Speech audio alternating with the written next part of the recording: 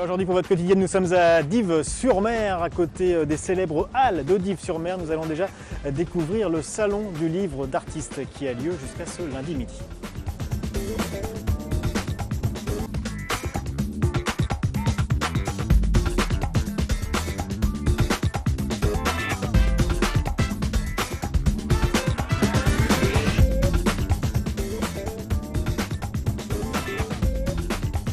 Serge Chamchinov, bonjour. Bonjour. Bonjour, vous êtes l'organisateur donc de ce salon du livre artistique, c'est ça? C'est une idée qui vous vient de 2006, vous avez commencé en 2006. Pourquoi vous avez souhaité créer ces rencontres?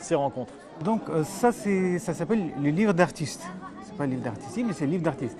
Moi je participe à pas mal de salons en Europe qui sont les salons spécialisés de livres d'artistes. Et en 2006, avec quelques amis artistes, on s'est dit est-ce qu'on peut faire quelque chose en Normandie? À cette époque-là, j'ai été à Dives-sur-Mer, donc c'est-à-dire j'ai habité dans cette ville magnifique avec ses halles et tout. Donc j'ai demandé à la mairie la possibilité d'accueillir les artistes de différents pays parce que ce sont ici sur le salon, ce sont les artistes de différents pays. Oui, de toute l'Europe. De toute l'Europe, oui, notamment beaucoup des Allemands. Dès le début, on est suivi par les artistes allemands, les Italiens, les Belges. Donc c'est plutôt les pays qui sont vraiment dans l'esprit de livre d'artiste. Qu'est-ce qu'on appelle un livre d'artiste? Livre d'artiste, c'est le livre qui est fait par l'artiste lui-même, de A à Z, soit sans texte, soit avec le texte. Mais c'est le livre, disons livre peint au début. Comme on peut voir ici. Voilà, ça c'est les livres faits par l'artiste Nikolaus Werner qui est venu de l'Allemagne et qui fait les livres installation. Aussi ça c'est une autre facette de présentation de livres. C'est pas seulement les livres qui est sous la couverture, mais aussi installé. Donc, mais le livre il peut être plié et mettre dans la couverture, mais il peut présenté en forme d'installation spatiale. C'est ce qu'on peut voir ici, voilà, la forme d'installation spatiale. Voilà, donc là c'est la journée du lundi, c'est la journée pour les enfants. Ça aussi c'est quelque chose qui vous tient à cœur de présenter tout ça aux enfants? Voilà, absolument. Dès le début, lundi, c'était pensé comme la journée professionnelle et scolaire.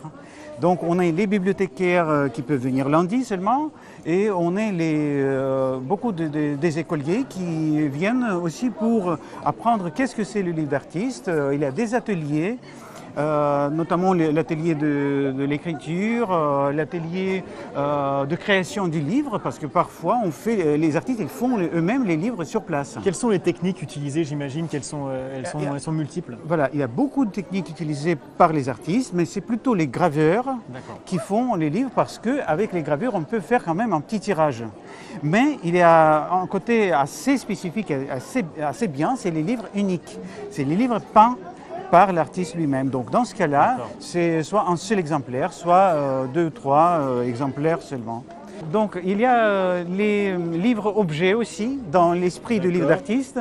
Il y a cette idée de présenter les livres en forme de sculpture.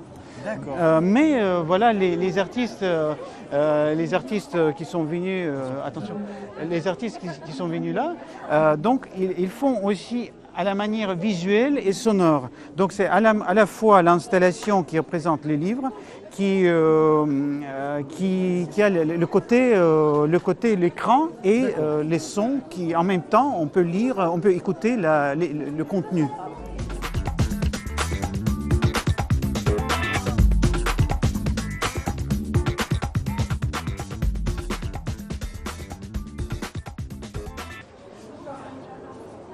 Voilà des œuvres de Claire Hughes. Claire Hughes que nous allons justement rencontrer. Claire Hughes qui est l'invité d'honneur, on va dire, de cette manifestation.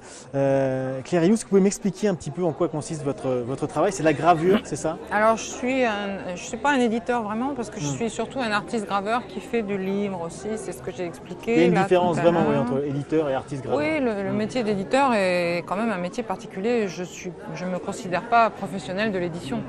Et donc, je m'intéresse au livre en relation justement avec l'image. Et l'image lue m'intéresse beaucoup. Il y a certaines de mes gravures qui sont des gravures à lire, comme celle-là par exemple. C'est une gravure qui fait 4 mètres et qui était beaucoup trop long pour être présentée en mural. Et donc, présenter un livre, ça présente l'avantage d'être non seulement regardé, mais lu à l'horizontale avec l'acuité de perception que demande la lecture. Et donc comment vous faites pour justement la gravure? Quelle est votre, quelle est votre technique? La gravure, il s'agit de gravure en taille douce, donc qui est gravée à partir de matrices en métal, cuivre ou zinc. D'accord. Ici par exemple vous en avez accroché dans une présentation murale. Là j'ai beaucoup de chance parce qu'en tant qu'invité d'honneur j'ai pu avoir 4 grilles pour présenter mon travail de gravure, en plus de mon travail de livre. Donc les deux sont mis en regard et pour moi c'est très important parce que l'un nourrit littéralement l'autre et je ne pourrais pas séparer les deux activités. Justement, comment vous travaillez? Vous travaillez à partir de textes? Ce sont généralement des textes que je choisis, sauf dans ces deux cas-là où ce sont des auteurs qui ont écrit sur mes gravures. Ce sont des pièces uniques? Elles ne sont pas uniques, elles sont à un tirage limité. Ici par exemple c'est une édition à 45 exemplaires. Ici on est à 22 exemplaires, c'est parfois très limité, donc on est dans l'édition de luxe, il faut bien le préciser quand même. Un papier particulier? Papier qui est utilisé d'habitude pour la gravure, c'est-à-dire généralement BF Carive ou bien Arche. Donc ce sont les papiers qu'on utilise en général pour les éditions d'art. D'accord. Gros travail, mais vous passez combien de temps par exemple sur un livre, ça met 2-3 ans à être terminé. En général, je conçois le livre, je fais la maquette. Et je conçois aussi les gravures, je les grave, donc je les fais et je les imprime en totalité. Donc heureusement la typographie, c'est pas mon travail, c'est un typographe qui s'en charge, parce que c'est vraiment un métier à part entière.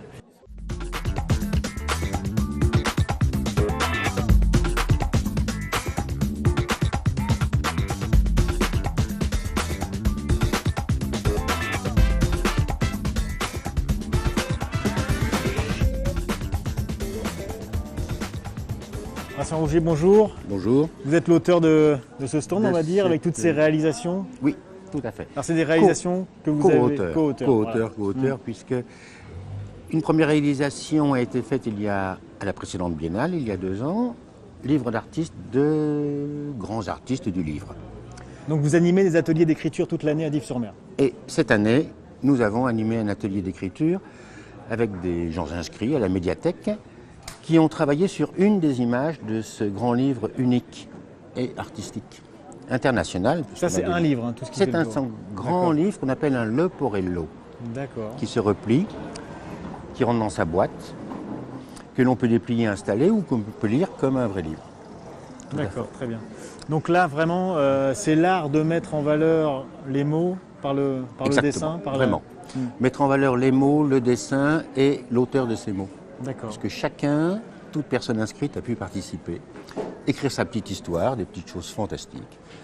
Qu'est-ce qu'on peut lire par exemple? Ben voilà, une enfant de 12 ans qui a choisi une des gravures du Leporello, une dame qui tricote. D'accord. C'est la conquête impossible. Le tricot, la couverture qui n'en finit pas. Donc voilà, tout jeune, très sympathique, c'est extraordinaire. On peut faire son petit livre d'artiste. Tout à fait. Ouais. Et des gens adultes, bien sûr, et des gens habitués à la médiathèque. Comment vous travaillez justement dans votre atelier? Comment vous réalisez ces... Alors moi, j'ai un vaste atelier dans le Perche. C'est très grand, 300 mètres carrés, avec des machines à coudre, machines à brocher, relier. Et... Il faut savoir tout faire. Absolument, puisque tout est artisanal et c'est fait du début à la fin, soit à l'ordinateur, soit en composition typographique, où là je me fais aider, j'ai quitté la typo. Et après, il y a la conception du livre, le poète, le peintre, la mise en page, le brochage, la distribution, la relation au libraire et la relation au distributeur. Et c'est difficile pour vous de vous faire une place aujourd'hui dans le livre? Très dur. C'est vraiment une activité dans laquelle les libraires souffrent, les éditeurs souffrent, puisque nous sommes trop sollicités dans notre époque de grande richesse, j'ose le dire, par 1000 autres plaisirs. Vraiment. Donc le plaisir du voyage, des vacances, de tout. La littérature, qui jadis était le top niveau. Au 18e, 19e, pour un mariage, on offrait une Bible ou une armoire. L'importance du livre. À notre époque, les livres, on en achète tous les mois. Ils coûtent 3 francs 6 sous. de prix horaire d'une femme de ménage, vous avez un magnifique roman. C'est rien. Donc c'est pas toujours facile pour vous de faire une place justement à ces livres d'artistes. C'est Voilà. l'intérêt aussi de ce genre de manifestation. salon, ce genre de manifestation Tout à à fait. Dives-sur-Mer. Où là, vraiment, on y retrouve des exceptions. Quand je vois ce qui s'est produit, ce qui était présenté ici, c'est extraordinaire, de patience, de savoir-faire et amour. Vraiment l'amour du faire. Voilà, Très bien. faire, Est-ce que vous vous poésia. intéressez aussi à la musique? Oui, souvent. Oui. Une fois, j'ai publié l'an passé un livre avec un musicologue de Rouen où il y a le livre et le CD.